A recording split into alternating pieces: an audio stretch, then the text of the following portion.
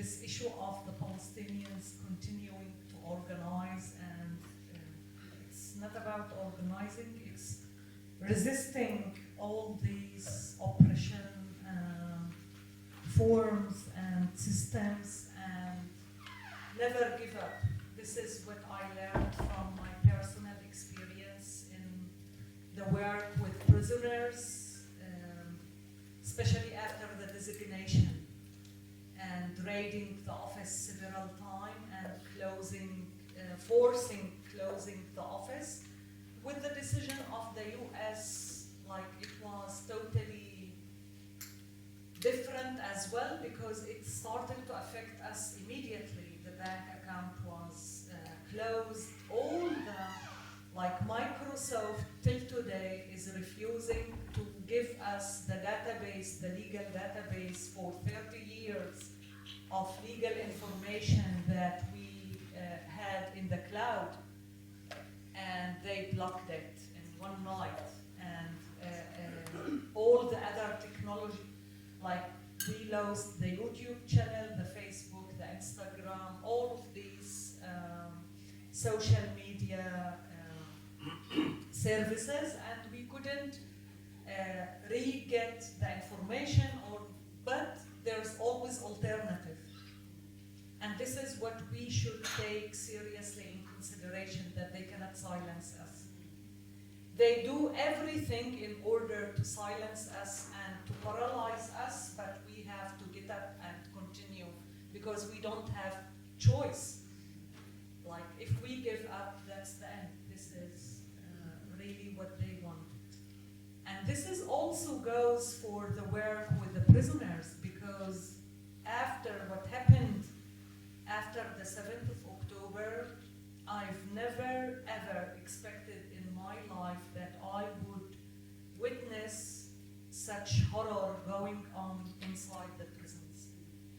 I was documenting torture and very severe cases of torture and death in custody since '96 at least.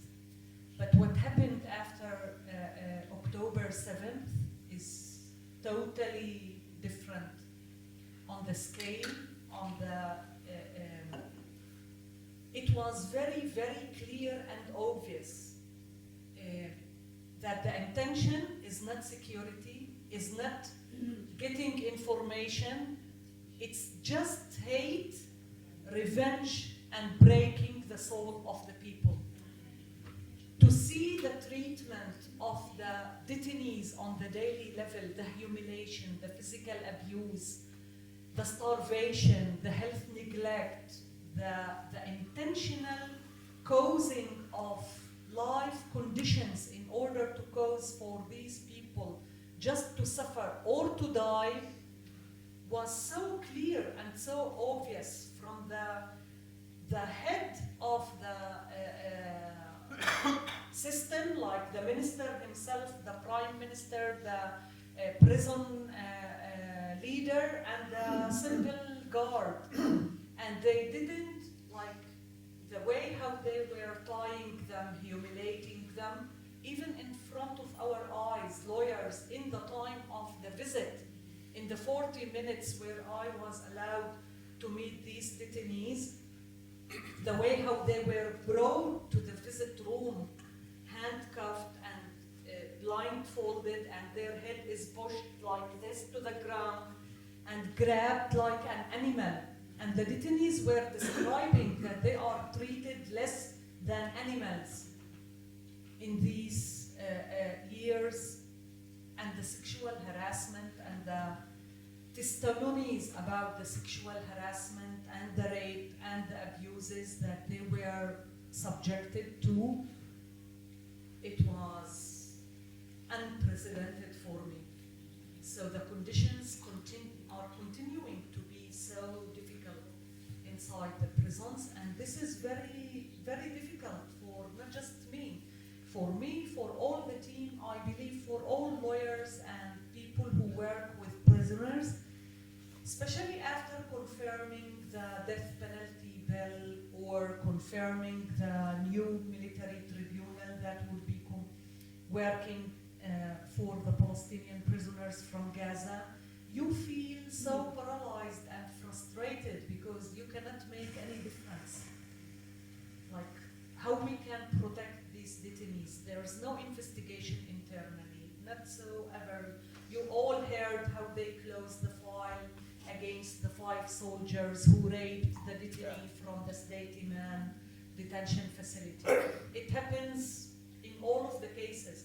We don't complain anymore internally about the abuses because we know that it's not gonna be helpful. On the level of the starvation, the same. It took the High Court 3 years inside Israel to confirm that there is a systematic starvation policy. Until today, the prison authority didn't respect the decision of the High Court, and they didn't improve the food quality and quantity inside the prison. The Red Cross is not able to visit, although the decision was taken 10 days ago that the prison authority, and it came after 3 years as well. So it's not serious, all these court decisions in favor of improving the conditions, it's not working.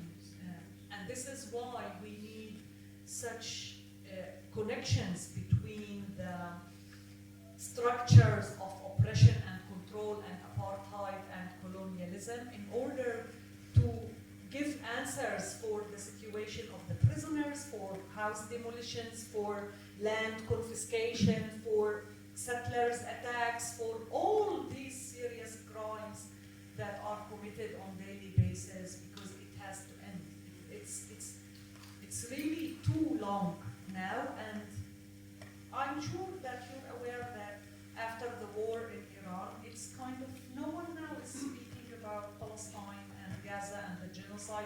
Definitely not the prisoners, that they are considered terrorist people in most of the media reports. So this is why it's kind of very, very important and essential to bring the case of the prisoners into such campaigning and to discuss that the whole system should be ending and dismantled, and we cannot compromise the end of the colonialism and apartheid is occupied. I'd just like to ask a question about the ethical procurement and investment. I am a local councillor and I did sign the councillor's pledge. So I would like to know, is there a kind of model motion that we can put to councils that you could send out to all the people who sign the pledge, perhaps? And I would certainly appreciate it, because obviously it's quite complicated and I'd like a bit of help with it. Is that possible? Right. I have a question and I have a brief comment, if I may. I don't know whether it's Bella or someone else who might want to speak. Let's see if I can do this without a mic. I don't know whether it's Bella or someone else who might want to speak to this, but we've had reports through that there's legislation going through the US Congress at the moment which contains a clause which will fuse the high-tech defense industries of the US and Israel, so that in that sense it will be one country. This isn't a kind of collaboration agreement between an individual company and its Israeli counterpart. It's a decision at the level of the US government. So I would like to hear more about that, which seems an extraordinarily dangerous development. I wanted to speak to the question that someone over there asked about, well, who are actually the strategic allies here?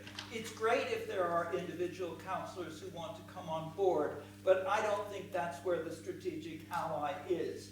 On the question of the pension divestment, the way it looks to me is this: it's our money.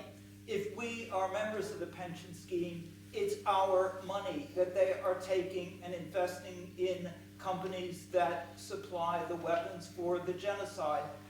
Our money, you never asked us. Now that argument also applies to council taxpayers. Our problem as campaigners is to find the equivalent of that for the procurement issues that you want to take up. But at least on the pensions, there is a very powerful argument. You're supposed to be accountable to us. It's my money.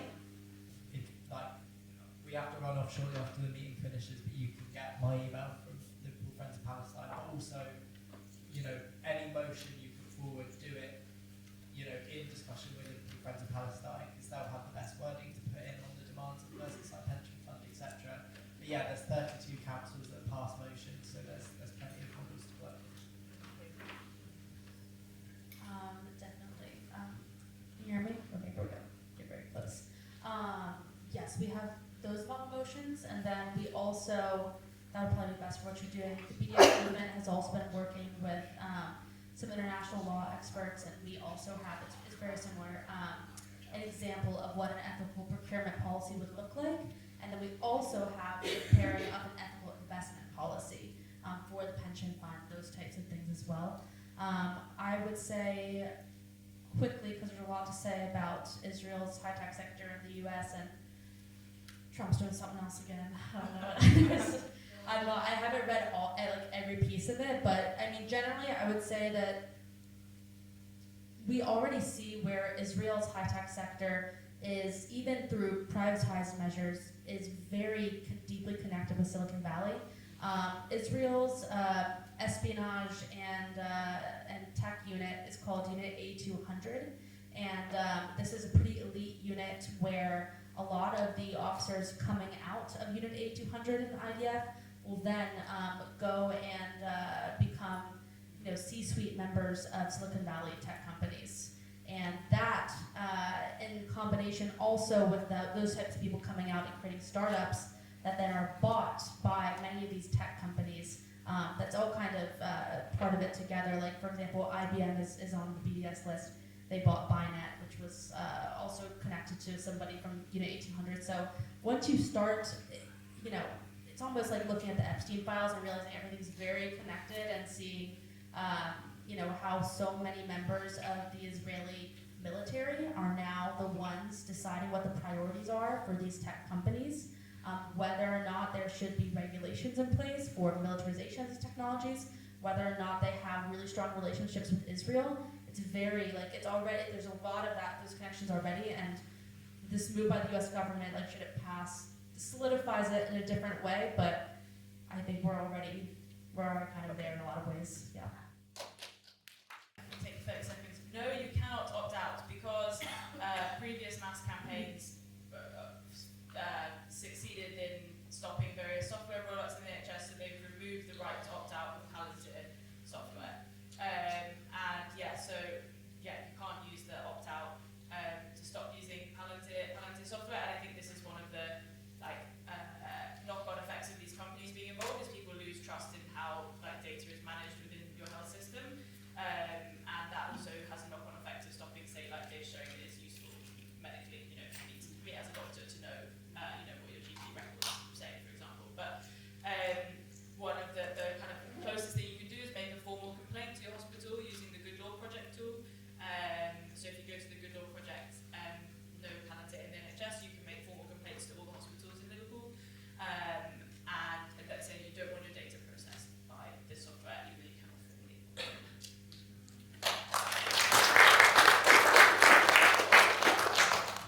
I'm going to have to let you go, otherwise you're going to miss your train. So thank you very much.